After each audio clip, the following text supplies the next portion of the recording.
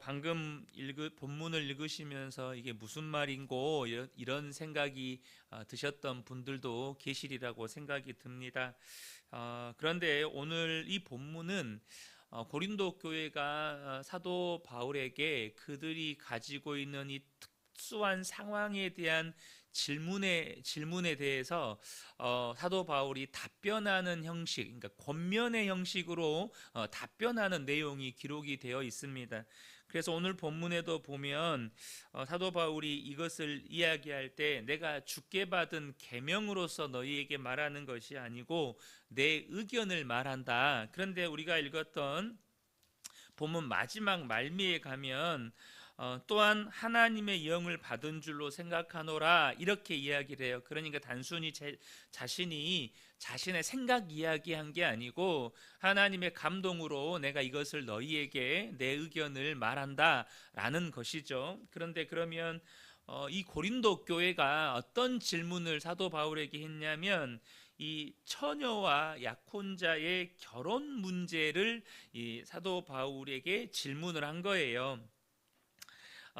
그런데 단순히 뭐 처녀가 결혼해야 되냐 말아야 되냐, 약혼자가 결혼해야 되냐 말아야 되냐의 질문이 아니고 지금 고린도 교회가 처한 특수한 상황에서 결혼하지 않는 이 처녀 총각들이 결혼해야 되느냐, 약혼자를 두고 있는 상태에서 결혼해야 되느냐라는 것입니다. 이 질문이에요. 그러면 이 고린도 교회, 이 고린도라고 하는 도시가 처한 특수한 상황이 뭐냐면 26절에 보면 내 생각은 이것이 좋으니 곧 임박한 환난으로 말미암아 사람이 그냥 지내는 것이 좋으니라 이렇게 답변을 하죠. 그러니까 내 생각에는 지금 너희들이 이 임박한 환난이 있으니 지금은 결혼하지 않고 그냥 지내는 것이 좋겠다라고 권면을 하는 거예요. 여기서 말하는 임박한 환난은 뭐냐면 AD 51년경에 이 고린도에서 발생한 심각한 기근과 그로 인해서 야기된 사회적 혼란으로 추측이 돼요. 이 고대 2000년 전에 심각한 기근이 임했다. 그럼 당장 그들에게 경제적인 위기가 찾아오는 거죠. 심각한 식량난이 찾아오는 거죠. 그리고 사회적으로 엄청난 혼란이 있지 않겠습니까? 어떻게든 식량을 구하기 위해서 뭐 약탈이라든지 방화라든지 수많은 폭력이라든지 이런 사회적인 혼란이 일어나는 거죠. 이러한 경제적 사회적 위기 속에서 결혼은 가족을 부양해야 하는 책임으로 인한 육신의 고난을 가져오게 됩니다. 그러니까 그런 상황 가운데에서는 지금 결혼하지 않는 게 좋겠다. 그러한 고난으로 인해서 무슨 문제가 생겨요? 하나님을 섬기는 일에 그들이 엄청난 갈등과 신앙적인 이런 이제 어려움을 겪게 될 거라는 거죠. 특별히 사도 바울은 그렇게 권면하는 것으로 끝나지 않고 이 임박한 환란의 때를 맞이하고 있는 고린도 교회 성도들이 이 종말의 때를 살아갈 때 어떠한 신앙의 태도로 살아가야 하는지 또한 권면합니다. 29절에 보면 형제들아 내가 이 말을 하노니 그 때가 단축하여진 고로 이후부터 안에 있는 자들은 없는 자 같이 하며, 여기 29절에 그때가 단축하여진 고로라는 이 표현은 쉽게 말하면 때가 얼마 남지 않았다라는 의미입니다. 그러니까 이 마지막 때 종말이 임박한 때를 살아가는 성도들의 마음 안에 뭐가 있어야 된다는 거예요? 그날이 얼마 남지 않았다. 쉽게 말하면 우리 주님 곧 다시 오신다. 이러한 긴박감을 가지고 세상 일보다 주님을 섬기는 일에 집중하며 살아야 한다라는 그런 인식, 그런 의식을 가지고 살아야 된다는 거예요. 자, 그럼 본문을 좀 하나씩 살펴보면 본문에서 사도 바울이 이 처녀와 약혼자의 문제에 대해서 권면하는 핵심은 이거죠. 결혼하는 것보다 그냥 지내는 것이 좋다는 거예요.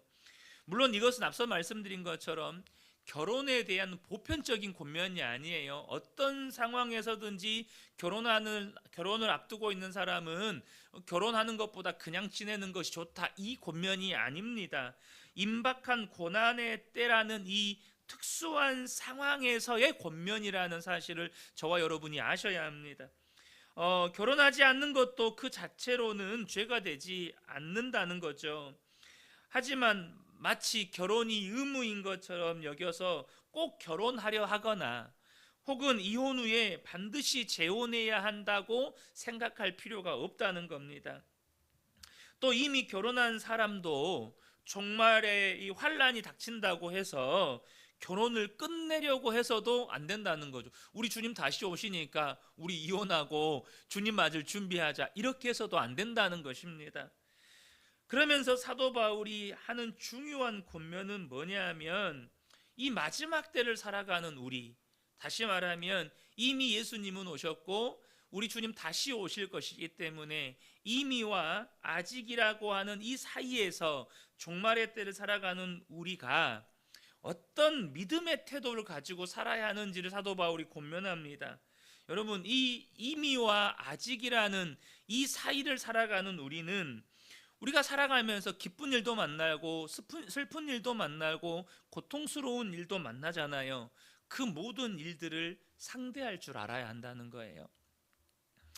무슨 일을 만났을 때 더 이상 희망이 남아있지 않는 사람처럼, 그러니까 어떤 슬픈 일을 만나고 고통스러운 일을 만났을 때 더 이상 희망이 남아있지 않은 사람처럼 슬퍼해서도 안 되고, 혹은 정말 좋은 일을 만났어요. 로또가 당첨됐어요.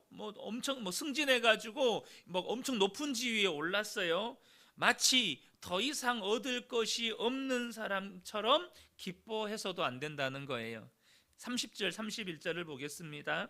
우는 자들은 울지 않는 자 같이 하며 기쁜 자들은 기쁘지 않은 자 같이 하며 매매하는 자들은 없는 자 같이 하며 세상 물건을 쓰는 자들은 다 쓰지 못하는 자 같이 하라.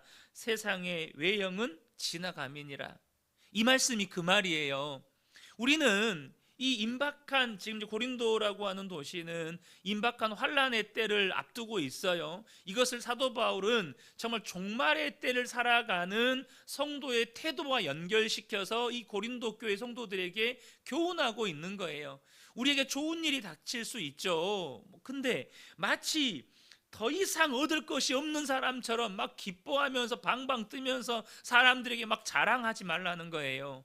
혹은 엄청난 고난을 당하고 슬픈 일을 닥쳤는데 더 이상 희망이 남아있지 않은 사람처럼 모든 것을 포기해버리고 좌절하고 절망하며 살지 말라는 거예요.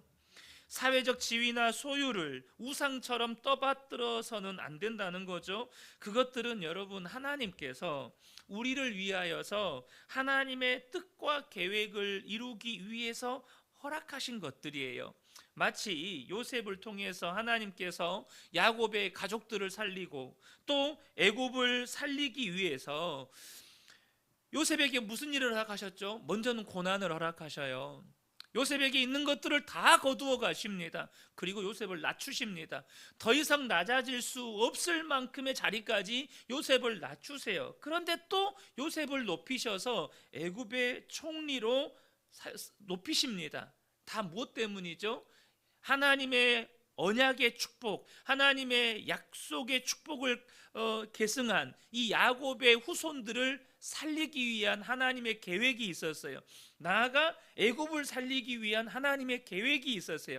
이 일들을 위해서 하나님께서 요셉을 낮추시기도 하시고 높이기도 하셨다고요. 근데 참 재밌는 건 뭐냐면, 여러분, 요셉도 죽잖아요. 요셉이 죽은 지 대략 한 30년 정도 지난 후에 성경을 보면 요셉을 기억하지 못하는 새로운 왕조가 세워져요. 요셉을 기억하지 못하는 새로운 왕조가 세워져요. 요셉이 애굽의 총리로 있을 때는 여러분, 이스라엘 자손들도 애굽에서 대우받고 살았어요. 근데 무슨 일이 일어나죠? 요셉을 기억하지 못하는 새로운 왕조가 세워지니까 지금 애굽에 번성하고 있는 이스라엘 후손들을 보면서 어떻게 하죠? 그들을 다 노예로 삼아버려요.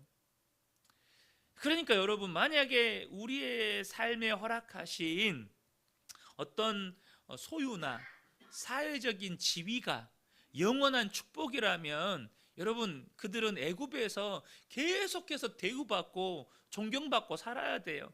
근데 30년이 지나지 못해서 여러분, 이스라엘 백성들이 노예가 된다니까요. 돈이든 권력이든 때가 되면 다 흔적도 없이 사라집니다. 그것들이 우리의 안전을 보장해 주지 못합니다. 하나님 나라에 속한 우리는 소유나 사회적인 지위로 사람을 평가하고 가치를 정하는 이 시대의 풍조를 거슬러야 합니다. 저는 성도가, 예수를 믿는다는 성도가 사람들을 평가할 때 그 사람이 가지고 있는 소유나 그 사람의 어떤 사회적인 지위로 그 사람을 평가하고, 그래서 그 사람을 대하는 태도가 달라진다면 여러분, 그 사람은 아직도 진정한 가치에 눈을 뜨지 못한 사람입니다. 우리는 주님과 누릴 영원한 하나님 나라의 영생을 소유하고 있는 사람입니다. 언젠가 온전히 누리게 될 그날이 올 것이고, 그것이 우리에게 최고의 축복이고 가치라는 사실을 아셔야 합니다. 빌립보서 3장 7절부터 9절을 보면, 그러나 무엇이든지 내게 유익하던 것을 내가 그리스도를 위하여 다 해로 여길 뿐더러 또한 모든 것을 해로 여김은 내 주 그리스도 예수를 아는 지식이 가장 고상하기 때문이라. 내가 그를 위하여 모든 것을 잃어버리고 배설물로 여김은 그리스도를 얻고 그 안에서 발견되려 함이니. 여러분, 이 고백이 저와 여러분의 고백이 되시기를 축복합니다. 만약에 하나님께서 우리를 평가하실 때 사회적인 지위나 우리가 가진 소유로 평가하신다면, 여러분, 우리가 하나님 앞에서 무슨 가치가 있습니까?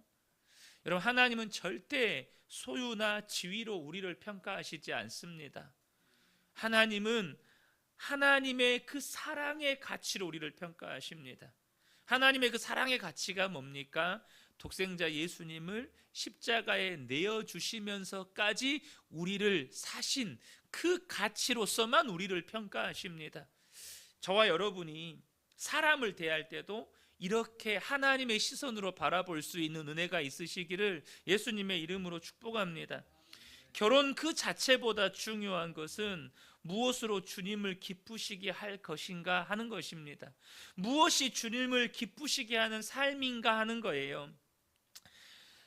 바울의 본문에서 환난이 분명하게 예상된다면 결혼이나 재혼을 하지 않고 혼자 지내는 것이 낫다라고 권면을 하죠. 왜냐하면 자기 혼자만 건사하면 되는 사람과 가족을 돌봐야 하는 사람은 사명에 임하는 태도가 절대 같을 수가 없다는 거예요. 그러니까 무엇보다 중요한 것은 하나님의 부르심이라는 것입니다. 35절에 내가 이것을 말함은 너희의 유익을 위함이요 너희에게 올무를 놓으려 함이 아니니 오직 너희로 하여금 이치에 합당하게 하여 흐트러짐이 없이 주를 섬기게 하려 함이라. 그러니까 중요한 것은 우리를 부르신 그 부르심의 자리에서 앞으로 내가 결혼을 할 거냐 혹은 재혼을 할 거냐, 이게 중요한 게 아니라 지금 나를 부르신 부르심의 자리에서 흐트러짐이 없이 주를 섬기는 것이 중요하다라는 것입니다. 여러분, 부르심에 순종하여 당면한 조건에서 부르신 주님을 기쁘시게 하는 것, 이게 중요하다는 거예요. 여러분, 우리의 삶은요 예측이 안 돼요. 여러분 어떻습니까? 우리 권사님 또 우리 집사님 계시지만, 여러분, 내가 계획한 대로 인생이 되어지면 내 인생의 주인이 나죠. 그렇지 않겠습니까? 내가 이렇게 장사를 하면 이렇게 많은 돈을 벌 거라고 예상을 했는데 장사를 했더니 어떻게 돼요? 부도를 맞아요. 내가 이 사업을 하면 이렇게 돈을 벌 거라고 생각을 했는데 어떻게 돼요? 부도를 맞아요. 우리의 인생은 내가 잘한다고 해서 인생이 잘 풀리는 것도 아니고 내가 못한다고 해서 인생이 실패하는 것도 아닙니다. 우리를 이끄시는 하나님의 섭리 속에서 우리는 때로 낮아지기도 하고 높아지기도 해요. 근데 중요한 것은 결국에는 하나님 앞에 서게 된다는 것입니다. 우리의 인생 가운데 하나님의 섭리 속에서 높아지기도 하고 낮아지기도 하는데요. 진짜 중요한 건 뭐냐? 높아졌느냐 낮아졌느냐가 아니라 하나님 앞에 서게 된다는 거예요. 그리고 지금 우리에게 중요한 건 내가 어떠한 처지와 형편 가운데 있든지 주님은 나와 함께 하신다는 것입니다. 내가 높아져도 주님이 나와 함께 하시고 낮아져도 주님이 함께 하셔요. 그러면 여러분 중요한 게 뭐죠? 어떤 처지와 형편에서도 주님이 나와 함께 하신다는 것은 변하지 않는 진리라는 거예요. 그리고 주님이 나와 함께 하심은 제가 수요 예배 때도 잠깐 나누었고 또 이전에도 항상 말씀드리면서 나누었지만 주님이 함께 하심은 부활하신 주님께서 구원받은 백성에게 주신 놀라운 축복이에요. 주님의 함께하심, 주님이 사망 권세 이기심으로 말미암아 우리가 얻게 되는 구원이 주님이 나와 함께하심이에요. 그러므로 여러분 중요한 게 뭐죠? 내가 어떤 처지와 형편 가운데 있든지 내가 어느 곳에 서 있든지 함께하시는 주님과 교제하는 게 중요하다는 거예요. 함께 하시는 주님과 교제하며 부르신 그곳에서 주님을 섬기며 사는 것이 중요하다는 것입니다. 사랑하는 성도 여러분, 저와 여러분이 오늘도 이 말씀을 꼭 기억하셨으면 좋겠습니다. 정말로 나와 함께 계신 주님을 기억하고 내가 서 있는 그곳에서 주님과 교제하며 주님을 섬기는 복된 성도님들 되시기를 예수님의 이름으로 축복합니다.